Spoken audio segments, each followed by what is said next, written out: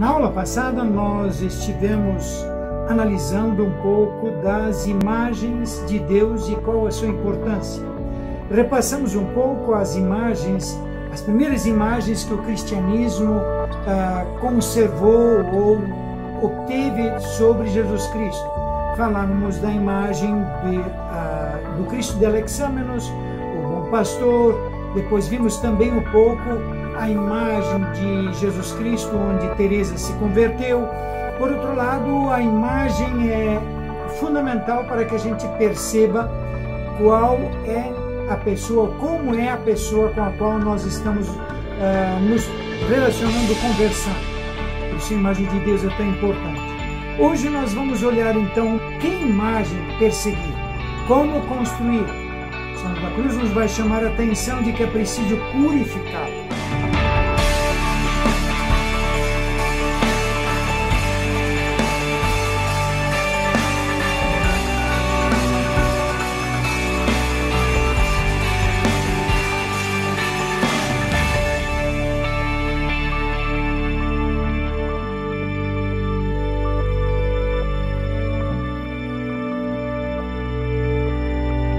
Toda essa questão nos coloca diante de uma pergunta intrigante, mas necessária que a gente se faz. Onde buscar um ponto de partida mais seguro? O Concílio Vaticano II nos chama a atenção e adota ele mesmo a estratégia de voltar às fontes, de voltar às origens do Evangelho e da Igreja primitiva. Nós propomos a mesma que o Concílio Vaticano II propõe. Buscar a luz nova, uma luz mais ampla na relação Criador-criatura. A compreensão do mundo como algo criado por Deus ou por deuses, já existe em muitas sociedades. Essa imagem, essa ideia de criação e de um Deus ou de deuses criadores. A experiência da história bíblica nos mostra de que a criação é algo muito personalizado, nascido do desejo e do sonho de Deus. E tem um propósito, ele tem uma intenção. Assim, a Bíblia nos coloca diante de uma coisa bem simples e que nos pode ser útil para a compreensão e para o diálogo também. A criação é matéria, sim, mas não apenas matéria. Ela é também rosa. A rosa que alguém entrega para alguém, ela não é só uma rosa. Ela vai carregada de um significado. Aí eu gostaria de chamar a atenção para dois testemunhos. Na história das culturas, nós encontramos um ser humano que é capaz e que é desejoso, mais que capaz e desejoso e sedento, ele é necessitado de amor e de carinho. Ele se realiza, ele cresce, ele encontra sua segurança, sua alegria, sua felicidade na relação amorosa, numa relação de confiança. Na Bíblia nós encontramos o homem, o ser humano, como um ser criado para a comunhão. Na filosofia, muitas filosofias encontramos como sendo um homem que é excentrado, ele tem o seu centro fora dele. E é curioso nós encontrarmos o ser humano em duas fatias, né? A versão feminina e a versão masculina.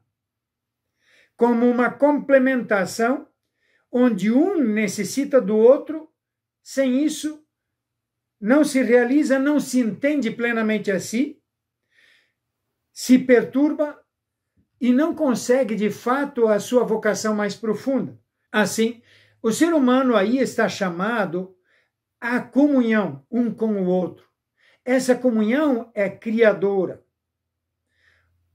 O Concílio Vaticano II nos vai chamar a atenção na Lumen Gentium de que o ser humano é chamado para a união com o seu Criador. A união que é um sonho, mas que é necessário para que o ser humano seja ele mesmo. Assim, a união é só possível mediante algumas condições. A primeira condição é de que ela seja feita por adesão das partes. Não existe uma união que seja forçada. Uma união significa uma parceria. Ela só pode ser autêntica quando existe isso. Para que ela possa de fato ser autêntica, a consciência é o primeiro passo.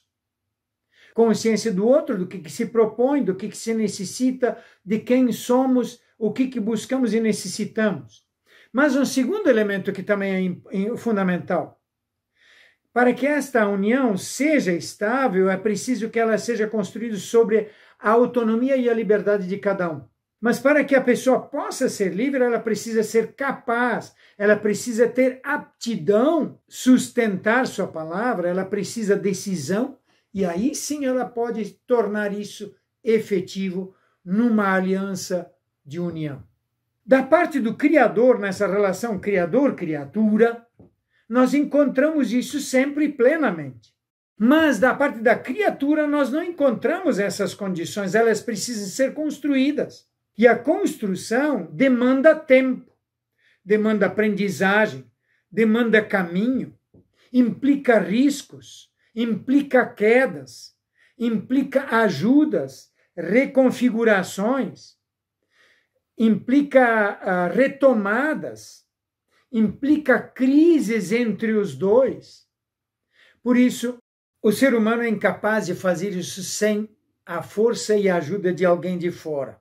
Na Bíblia nós encontramos um Criador que se revela, que busca a sua criatura. E esse processo de buscar ou de manifestar-se tem um peso e uma seriedade que as ciências que nós encontramos mostram. Na criação, Deus mostra quem Ele é, como Ele é, quais são os princípios que Ele mesmo segue. E por isso, muitas dessas contradições e escândalos que nós encontramos, como, por exemplo, de onde vem o mal no mundo, eles são desafios, mas tenho eu para mim de que ali nós encontramos, se lermos corretamente a figura, a imagem de Deus, uma luz nova e surpreendente. Até mesmo aqueles escândalos que nós encontramos, por exemplo, entre animais que, não, a natureza é tão bonita, tão romântica e etc. Mas a natureza é fágica. Nós sobrevivemos porque comemos animais que a gente matou. Então não é uma relação tão somente pacífica. Ela implica aquilo que eu considero como a grande lição de Cristo. A lição da cruz, a lição da doação. Ninguém me tira a vida, eu a entrego. Chega um momento em que todos nós teremos que entregar até mesmo a nossa corporeidade tão vaidosa ou tão soberbamente defendida, e se não for para ninguém, vai ter que ser para as minhocas. A Bíblia, por outro lado, é a história da relação do Deus da criação que busca o seu povo e faz com ele uma história pessoal. Esse processo da relação do Criador com sua criatura, em particular com cada um de nós, ela refaz de uma certa forma a própria história da manifestação de Deus para o povo eleito. São João da Cruz diz em Chama de Amor Viva, no número 27, diz ele, se a pessoa busca a Deus, muito mais ela é procurada pelo seu Deus. Por isso, acolher esse Deus que venha nos buscar, ouvir com atenção e tempo, empenho, dar-lhe esforço para isso, essa é a condição para que a gente possa fazer de fato o caminho de amizade com Ele. A oração, por isso, é um espaço de encontro e de relação entre Criador e criatura. Tratar de amizade, de conversar, de voltar-se para estar com Ele, próximo, falar. Essa é a proposta da oração. Esse é o espaço da oração. Quando começar, então? Quando que a gente começa, de fato, a fazer oração? A meu modo de entender, quando a pessoa se move para entrar no jogo de Deus, no jogo do Criador. E quando isso se dá, quando a gente se dá conta do que está implicado nesse jogo.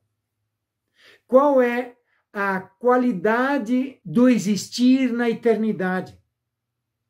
O jogo do eterno, eu diria, nos propõe de nós nos decidirmos a reservar um tempo para nós dois, um tempo para Deus e eu. Nós somos os que criamos esse nosso espaço de encontro. Eu e Deus, você e Deus, nós e Deus.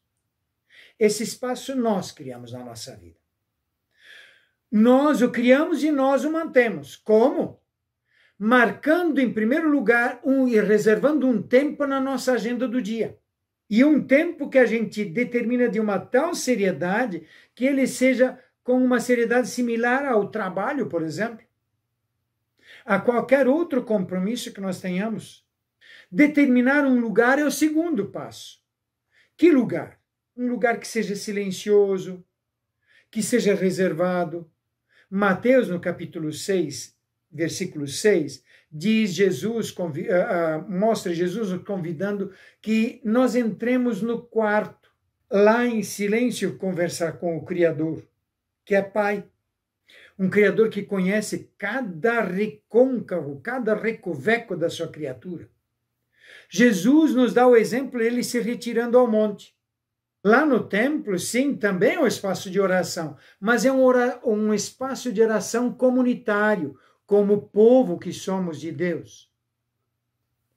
Assim, o espaço próprio da oração é um espaço de encontro, de conversa e um laboratório de relações interpessoais, onde Deus é o mestre.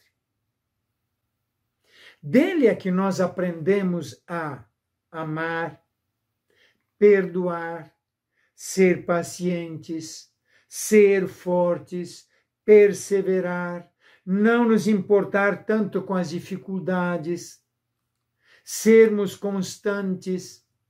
Por isso, qualquer proposta, e também a proposta de conversa com Deus, tem uma série de pré-requisitos que eu gostaria de chamar a atenção.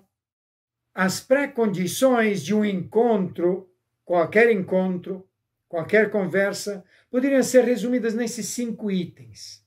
A primeira, é preciso uma confiança entre as pessoas, entre as partes.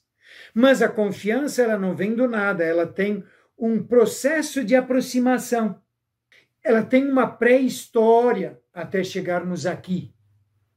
Onde a gente se encontrou até chegarmos nesse ponto. O segundo passo é que tenhamos um interesse comum. Deus quer partilhar com sua criatura a sua realidade mais íntima, que é de amor, de realização, de felicidade. Nós que necessitamos e somos chamados a experimentar, nós que somos sedentos de um amor realmente grande, bonito e sério, consistente. Por outro lado, a terceira condição seria de uma presença, de uma proximidade.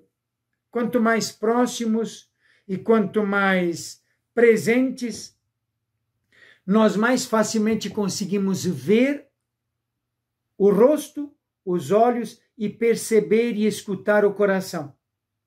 E isso começa a se dar também com Deus, com Jesus. O quarto item seria: que assunto nós vamos abordar nessas conversas? Realidades que sejam do interesse de cada um. Realidades da própria criação, realidades dos nossos desafios, realidades dos nossos sonhos, das nossas derrotas, dos nossos pecados. Essas realidades nossas, que Deus conhece melhor do que nós mesmos. E, por fim, um último item que também é indispensável que a gente tenha presente, a seriedade e o compromisso. Nós precisamos ter presente que qualquer conversa que seja consistente, ela precisa ter das partes, a capacidade de sustentar a própria palavra. O ser humano não tem essa capacidade, ele precisa construí-la. E por isso ele precisa capacitar-se. O Criador nos conduz nesta nossa relação a nos capacitarmos para podermos interagir com Ele na altura que nós desejamos interagir com Ele. Isso que acontece na oração. Por isso ela é tão importante, fundamental indispensável na vida de qualquer cristão, porque vai ficar faltando a luz da sua própria razão de ser e de existir. Isso que gostaríamos de partilhar nessa nossa aula de hoje.